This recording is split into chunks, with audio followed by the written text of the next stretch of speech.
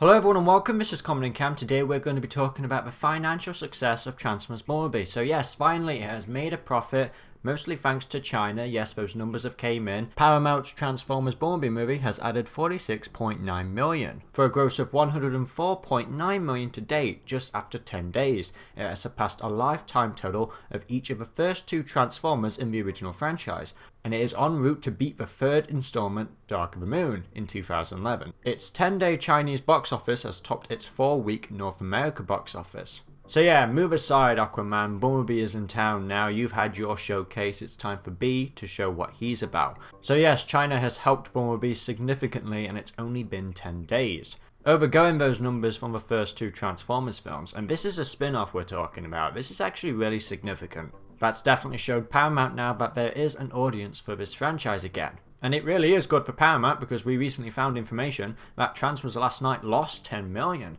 Now, with box office numbers, there's a lot of things that go into account, like, oh, 600 million, that's still a lot, because that's how much Transformers Last Night made, right? Well, you've got to look at it like this.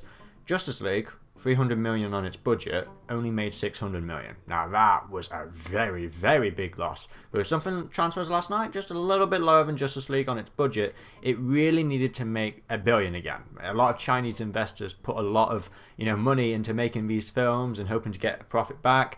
Same with box office, with marketing and everything like that, and with Wahlberg and the cast and the CGI.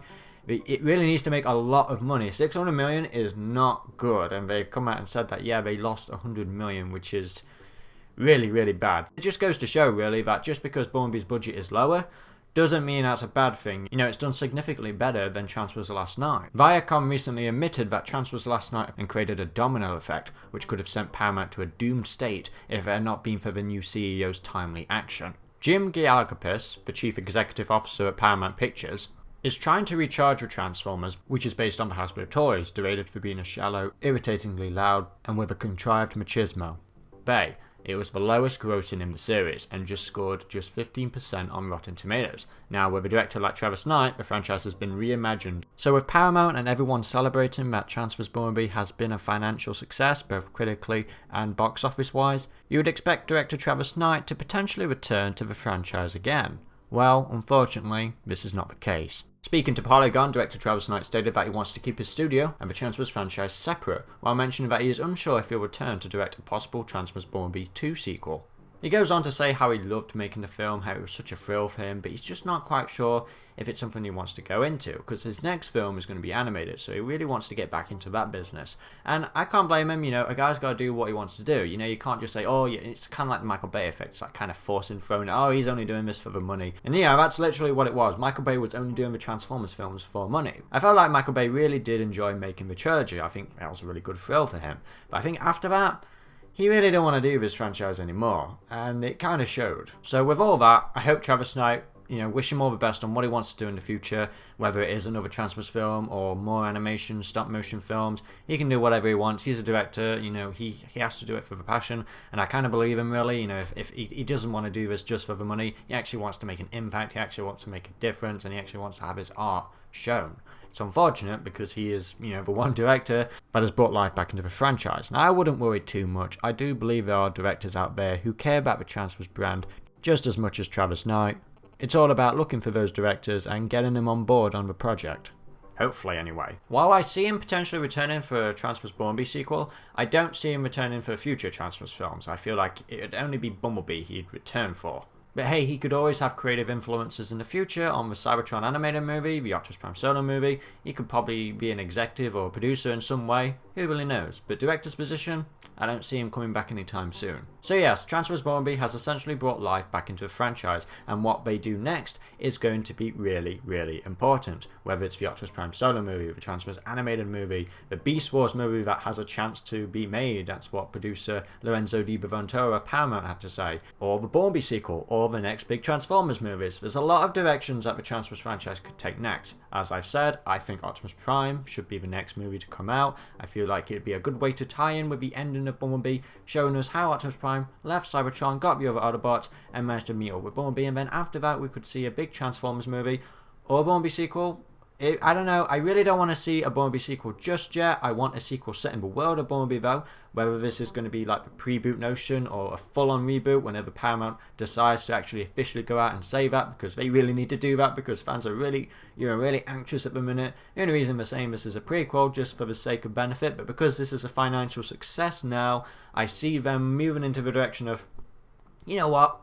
Yeah, this is a reboot, and I think that's probably for the better because with it being a reboot, they could retell past stories again in a different way, and they could actually make it true to the actual story.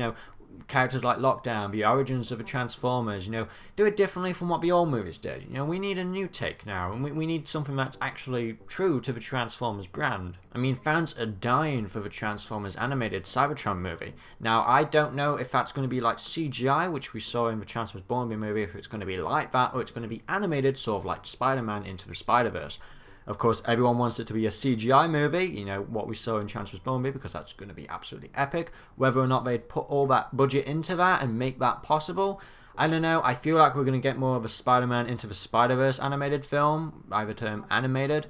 But I don't know. I guess we'll just have to wait and see. The Optimus Prime solo movie, however, that really needs to be an Optimus Prime movie, not like a human or anything like that. The reason why Bumblebee worked with Haley Steinfeld, Charlie Watson, is because Bumblebee is the Autobot that's more closer to humans. He has a deeper connection with humans.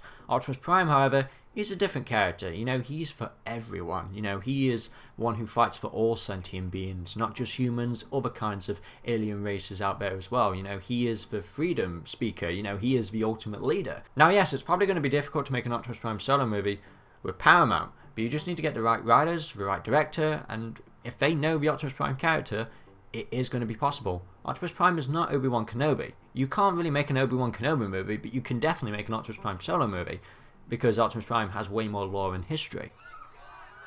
I'm going to get crucified now by Star Wars people. Hey, I just gave you my idea for an Optimus Prime solo movie, and a lot of people have seemed to say, yeah, Cameron, that's actually a good idea. I want to see that. And, well, Paramount are never going to listen to me, are they? I'm just a YouTuber. But you know what I mean? Like something like that, people can interpret it in a different way. People have different kinds of ideas for an Optimus Prime solo movie. While I personally think that my idea is sort of a more logical one and kind of more like them tracing back a little bit to kind of like make it more well connected with this new world that they're going to set up. It's why they cut the Megatron scene, and they got rid of the TIE connections because they don't really know what they want this to be just yet.